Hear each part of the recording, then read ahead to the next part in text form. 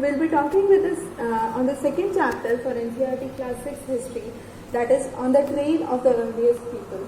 Now before we start this session, there are few questions that come up to my mind. Do the children during that period used to go to school as the children go today? Do the children used to play with Legos? Do they have transports like trains and buses in the ancient ages? So these are some of the questions that quickly come to our mind. So let's see how the things were in the earliest times. Now we will be talking about the Paleolithic age. So Paleolithic, the word itself is derived. Paleo means old. So we will be talking about one of the oldest part of the Stone Age. Now these earliest people were predominantly hunters. And when we say hunters, the animals at that time were very fast. So you have to be very alert, quick, and there should be a good presence of mind to catch the animals. So as a hunters, they were doing good jobs, but some of them worked as gatherers. So they used to collect parts of the plant. Again, they had a pretty good knowledge because they were able to understand that this part of the plant is ripe and this is the only part that could be eaten by us. So there was a kind of knowledge that existed considering the fact based on the activities they were doing. Now, despite of this, they used to move from one place to another. Why does that happen? Why did that happen? The basic idea was, if they were hunting constantly at one place and gathering food constantly at one place, all the resources would be exhausted because at that point of time they were unaware how to grow crops. So growing of the crops, domestication of the animals was not a part and parcel of the earliest people. So what for that would be exhaustion of the resources. So therefore they used to move from one place to another. Again, the people who were hunters had to move with the animals. So to hunt the animals, they would have to obviously move from one place to another. Those who were growing plants had to vary things according to the seasons. So in some seasons, some plants would grow. In other season, other plants would grow. So based on the region they are staying in, they would have to have the plant sources they would be able to consume. And again, they used to live close to the water sources or to the sources of the stones. Those were the two predominant ideas where they used to live. Either a water source or a stone source. Why? Because water source was required for survival and a stone source was a source where they could make their equipments to hunt or to gather food, to cut the trees, to get the food from the trees and so on. So either their home were based close to water sources or to availability of good quality of stones. Now when we say water source, if the water source is perennial, it's year round, that's fine. If it is not, then again they would have to move from one place to another in search of water. And finally, the idea of socialization.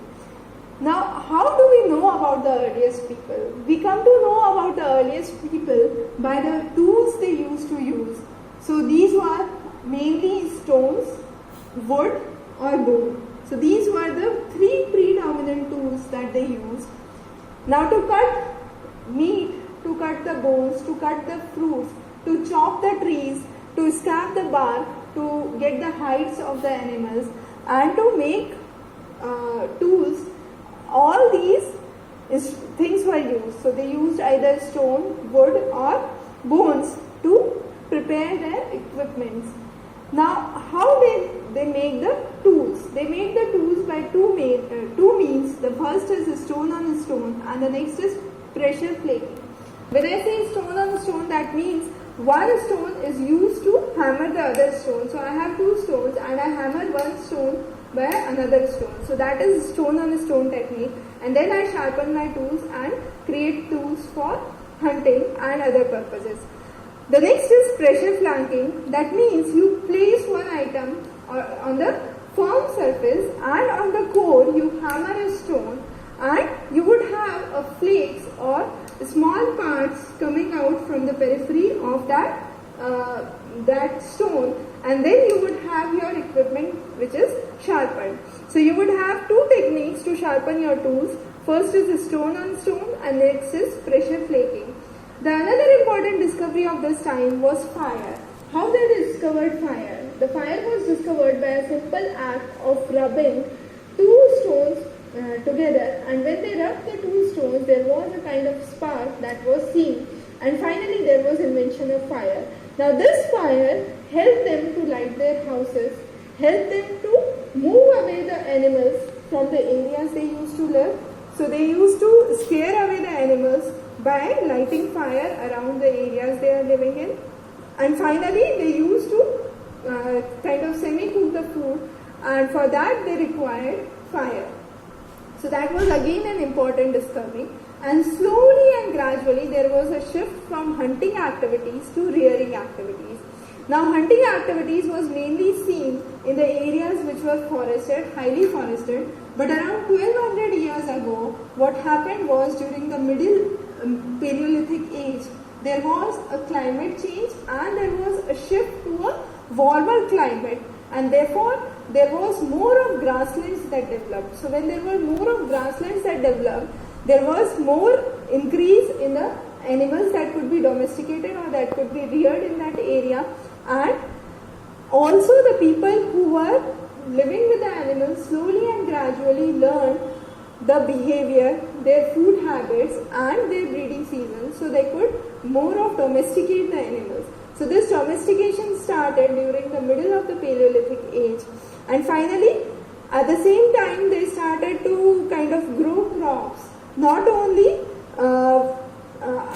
till now what was happening was the crops were growing naturally, but now they started to grow the crops based on the requirements, and therefore they had a kind of wheat and barley crops that were predominantly grown. Now we can classify the Stone Age into three basic segments: the Paleolithic, Mesolithic and Neolithic. Now this Paleolithic exists from 2 million years ago to 12,000 years ago.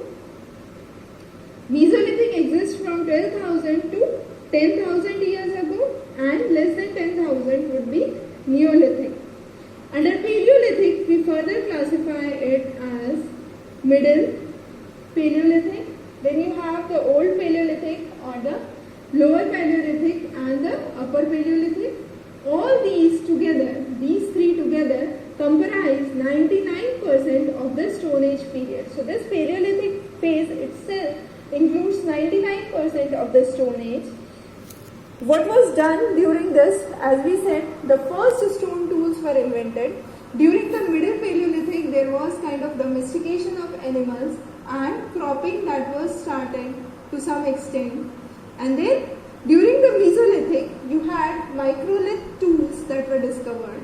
So these microlith tools were much finer, kind of bow and arrow tools which were good for hunting. And finally, during the Neolithic stage, you had the proper farming that started, and this Neolithic is considered as the starting phase for the farming activities.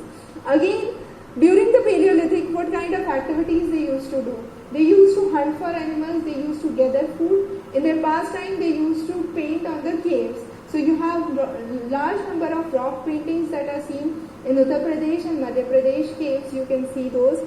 Again, some of those still have the colorful remains. How they used to color those? So those colors were obtained from iron, charcoal and orche. So these are some of the minerals that have helped the Stone Age people to give the region a color. Now, how was the site located? As we previously said, there were two basic ideas: either the source of water or the stone source, which was the basis for the settlement of a Stone Age people. When it was a water source, they called it a habitation source, and when it was a stone source, they called it a factory site. So if they were located close to a stone center where you have good quality of stones that could be found, they called that location as a factory site. On the other hand, if there was water availability, they called that area as a habitation site. Sometimes there was a kind of mix of habitation come factory sites that were seen. Now this map talks about the major locations. So those in the square are the Neolithic ones. So you have Halu, you have Kodibihar.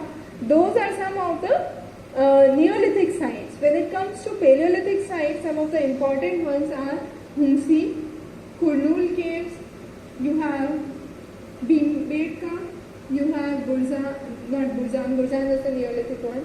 So you have Burzahun, that is the Neolithic one. So these are some of the Paleolithic sites that could be seen, and you have rock edicts and rock caves that have the exact functions which could be seen and the paintings that could be seen in this region. With this we covered the second chapter of the history. We will be covering more lessons on history in the coming classes. You can subscribe to our channel for any further